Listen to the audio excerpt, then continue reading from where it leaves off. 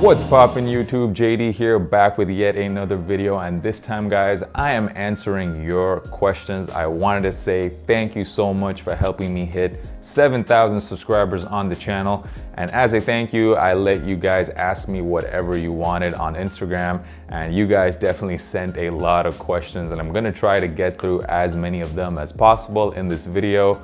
So yeah, thank you so much for helping me hit 7K. Really appreciate it. I obviously don't know a lot of you guys personally, but I do recognize you from your Instagram handles, your YouTube names, your avatars on YouTube. I recognize the same people commenting. So I definitely appreciate all of you guys and thank you for supporting the channel. Before I even get into all the questions though, I thought I'd do a little bit of a recent pickup haul. So I don't make videos about every single sneaker that I cop because a lot of them are like sneakers that came out a long time ago and I don't think it would make sense to make a whole video about them. But I do tend to collect sneakers all the time. So one of the favorite places for me to cop sneakers from are websites where people sell used sneakers. So like Grailed, Depop. Here in Germany, two of the best ones are eBay Kleinanzeigen and also Kleiderkreisel. These are two websites where I tend to find so many steals on sneakers. And so I'm gonna get into some of them right now. So first recent pickup is this beautiful pair of sneakers right here. This is the Nike Daybreak, and this is in the, I believe, the silver pine colorway. This is not like a hype sneaker or anything. This is just a sneaker that I just love the silhouette, and even more so than the silhouette, I love this crazy colorway. This is like a different shades of green. You got this purple swoosh. I just think this colorway is gonna look so hard in the springtime. And you know, a lot of the sneaker shops in January, they basically have clear out sales, and that's where I was able to cop this. I copped this for 50% off. So absolute steal for a crazy dope pair of sneakers like this. The Nike Daybreak in the silver pine colorway. Let me know down in the comments what you guys think of this pair. So lately I've been really into collecting Nike Dunk highs, like older pairs of Nike Dunk highs, and I've managed to cop so many dope steals from some of the websites that I mentioned earlier. So let's get into some of those pairs. So firstly, I have this pair right here. This is the Nike Dunk Low. I believe it's called the True Berry colorway. This came out last year, 2019, and this is just a colorway that I love, man. You got this like purple, navy blue laces, and of course, hits of gray all over the shoe. Just a very dope color blocking, and this is just right up my alley. This is the types of colors that I love to wear, so I just got so many outfits that I can match with these sneakers, so that's why I wanted to cop it. And I got it for an absolute steal. I paid, I believe, 40 euros for this, which is approximately $40. Yeah, the Nike Dunk Low True Berries. Next is this pair right here. This is the Nike Dunk High. Now, I actually don't know what this colorway is called, to be honest. I just know that it came out in 2010. And it seems to have three major colors on the sneaker. It was originally actually came with some Volt laces, which the owner didn't have anymore. So he gave me the black ones, which is fine. It looks pretty dope with black laces anyways. It essentially has a black leather and also like a gray suede, and just such a sick looking sneaker. And I love how, even though it's from 2010, it's in almost flawless condition, and I love the yellowing on the midsole, that natural yellowing, and just the quality on the sneaker, just sick. And yeah, this is basically the type of sneakers that I've been really into lately, like collecting old Nike Dunk highs. And once again, I found this, I believe I got this from eBay Kleinanzeigen, which is like a German version of Craigslist. Yeah, so I know a bunch of people were asking on Instagram where I got this from, so check websites like Craigslist, man. People are selling sneakers and they have no idea what those sneakers are worth anymore, and they're selling it for steals. I got this pair for 70 euros, which I was very happy to pay. Dope pair of sneakers. This pair I didn't cop that recently. It was like a couple of months ago, but I wanted to showcase it on this channel. That is the Nike Dunk High St. John's. Look at this beautiful pair of sneakers, guys. Like, this pair looks very similar to that Jordan 1 New Beginnings that will be dropping on All-Star Weekend, except let's be honest, man, in my opinion, this looks way better than the Jordan 1. Such a dope pair of sneakers, and it's so damn clean. And going back to what I just said, which is there's people who have these old pairs of shoes and they're just trying to sell them. They don't know how much it's worth. They're just trying to collect some money. And I got so damn lucky on this pair. I copped this beautiful pair of shoes for 40 euros, guys. $40, man, is what I paid for this. If you look up this sneaker on websites like Depop and Grailed, people are selling this exact shoe for over $200, man, and even worse condition than this. So this was an absolute steal. Yeah, super happy to add this pair to the collection. And that's pretty much all the pickups. Now let's get into your questions. Once again, guys, thank you so much for sending the questions, and thank you for showing me support on IG. Let's get into them. So at CR Huber, oh, by the way, I know this guy. What up, Craig?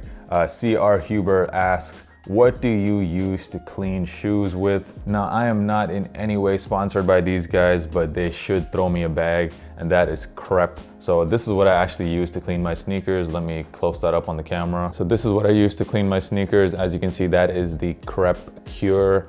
I just mixed that with some water and it's good to go. It works pretty well. At Wooter JTM and at Rochagram, both of you guys asked me similar questions, so I'm gonna answer both of you. And that is favorite sneaker shops in Berlin. Yeah, so I'm very blessed to live in Berlin because there's just so many dope sneaker shops. But two of my favorites, I would say, is Sneakers and Stuff in Berlin. And I particularly like this shop because of the store itself. There's just such a vast collection of sneakers in there. And I really like the staff that work there, a bunch of friendly people, and always good to talk sneakers with. But I would say my overall favorite sneaker store in Berlin definitely has to be Soulbox. And the reason I like them so much is because of the way they do their raffles. They almost always have in-store raffles only. And of course, like as a sneakerhead, it's way easier to win a in-store raffle rather than an online raffle. You have a much better chance of winning. And I've gotten lucky so many times at Soulbox. So for that reason, I really like the store. And once again, I really do like the staff that work there. They really know their stuff.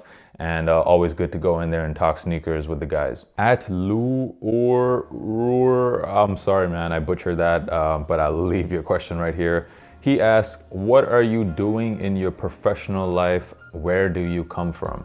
So that is two different questions, but I'll answer both of them. So as far as my professional life, I work at a startup here in Berlin in the tech field, and I work as a data analyst, and I'm currently kind of studying towards moving on to that next step, which is to become a data scientist. As far as where do I come from, I guess you're asking me about my background. So I'll give you a long story and then just a short story. So the long story is both of my parents are from India, and when I was really young, I moved to Canada, and I've lived most of my life in Canada and then moved to Berlin, Germany just 3 years ago. That's a long story. Short story is I'm an Indian Canadian who now lives in Germany. So at Joshua Grandy asks, dein Lieblingsschuh. So das ändert sich oft, aber momentan ist mein Lieblingsschuh der Nike Dunk Low Off-White. So at TLKHFTW asks, what is the biggest difference between EU and US sneaker culture? So they're pretty similar in my opinion. However, I would say overall the biggest difference is the consumption of Jordans.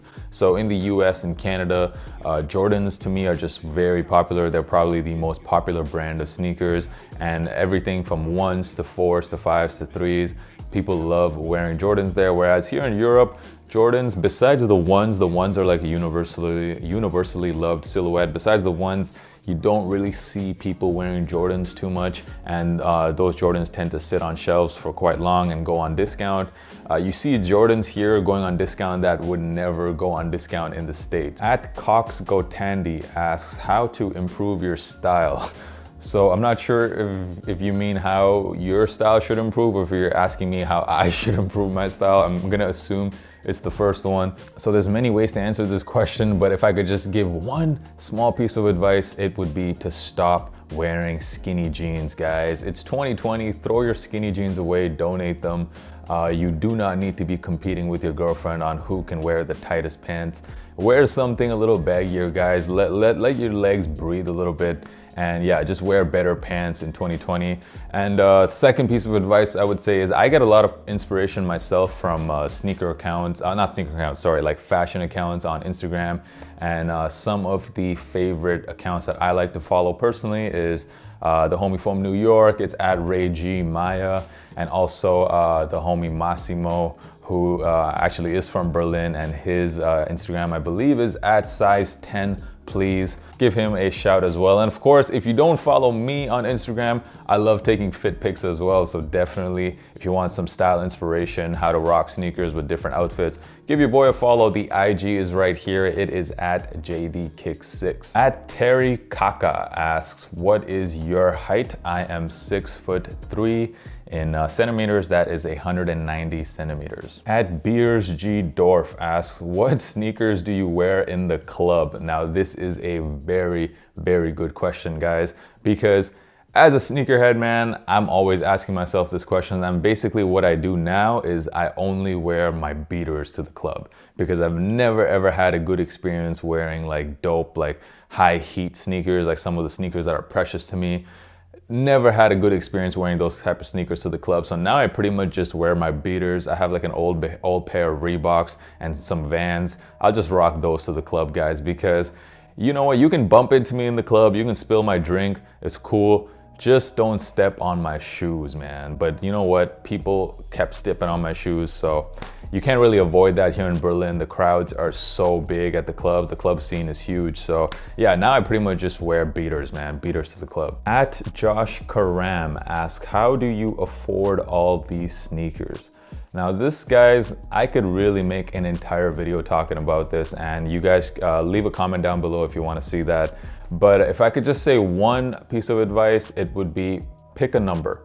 So for me, that number is approximately 50. It kind of changes from time to time, but it has been 50 for a while now. And what that means is that is the maximum amount of sneakers I tell myself I'm allowed to have at any moment. If I decide I want to buy more shoes, I know that I have to sell some other shoes from my collection to keep that amount at 50. It doesn't have to be 50. 50 is a huge number, guys. Like, that's just for me because I'm like a big sneakerhead. But guys like Nike, Adidas, Jordan brand, they want you guys to think that you need every sneaker in the world. And yeah, I don't blame you guys for thinking that, but just know that first of all, you don't need to cop every single shoe. And second of all, if you want to cop some shoes, then look at your collection, see something that you're not wearing anymore and sell that. So basically last year I copped so many sneakers, but I also sold so many. So at the end of the year, I actually didn't end up spending anything on sneakers because everything I sold more than made up for everything I bought. In fact, I would say I was even in the plus by quite a lot. That's what I do. That's how I manage to continuously cop sneakers. I keep my sneakers in rotation. At Justice RD, oh, I know this guy. What up, Justin? At Justice RD asks, how many sneakers do you have? And also, if there's one brand asking you for cooperation, what would it be? So I just answered it. I currently have approximately 50 sneakers. And as far as the brand I would like to cooperate with, so I'm gonna be honest, guys, my love for sneakers mainly comes from my love for hip hop music and rap music. So that's what I was really, really into, and that's what I've always been into. And you know, watching rap videos, you know, the rappers always had the dopest sneakers. So that's how I kind of got into it.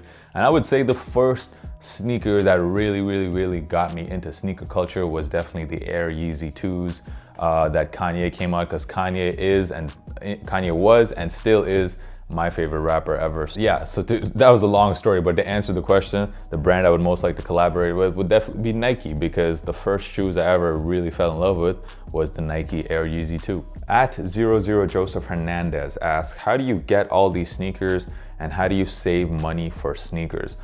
So guys, this oh man, I'm about to go into a rant right now, guys, because I think this is the wrong question. This is the wrong type of mentality to have. You shouldn't be asking yourself, how do I save money for sneakers? You should be asking yourself, how do I make enough money to afford all the sneakers I want? And this applies to anything. Don't ever ask yourself, how do I save for that? How do I save for this? That is the wrong mindset. That is a limiting mindset. Don't think like that. Always think, how do I make more so I can get that? Most of my audience is younger, so you guys have a lot of time on your hands, man. So I would say my biggest advice is definitely invest your money. I've been investing since I was pretty much 18. I've been investing in stocks and real estate, And for me, my job is not just my only source of income. I have several sources of income that I have built over time. I got income from my stocks, I got income from my properties, I have income from this YouTube channel as well. And we are in 2020, guys. I am so blessed that I'm able to turn my passion for sneakers into an income stream. And that's just one example, guys. If there's anything you're into, if there's anything you're good at, like, you can make money from that. If there's something you're doing for your job, let's say you're like I don't know, for example, like a graphic designer, you can offer those services on the internet to anybody worldwide and they'll pay you for it. If there's something you know that other people don't, let's say you speak Spanish, you can teach Spanish online to people and get paid for it. There's literally countless ways nowadays to make money, guys. Like, you're good at drawing stuff, you're good at designs, well, you can get into contact with the 3D printing service, get your designs printed on mugs, get them printed on t-shirts, and sell that on the internet. Like, there's literally so many ways to make money, guys. So definitely stop thinking, how do I save for this? Start thinking, how do I make more money to afford that? At B's Costa Guy asks, where do you buy your sneakers in Europe? There's so many sneaker stores in Europe, guys. And I would say, like, a website I use quite often is the Soul Supplier. I use them a lot because you can go on their website, look up a sneaker, and they will give you links to pretty much every single store in Europe that is selling those. At Warring Chef asked, do you think Puma are on the up? To be honest, last year I did think they were. I liked the Puma Thunder Spectras that came out, but since then they really haven't been doing anything, I believe, for menswear at least. Puma, I will give them a lot of credit for what they've done in the women's scene. They've managed to gain a lot of market share there, mainly from having really good high profile collabs with Rihanna, Kylie. So it seems like that's their focus right now on women's sneakers. At Soul Searcher, the homie from London, asks, yo bro, which triple collab would you like to see in 2020? Triple collab, okay.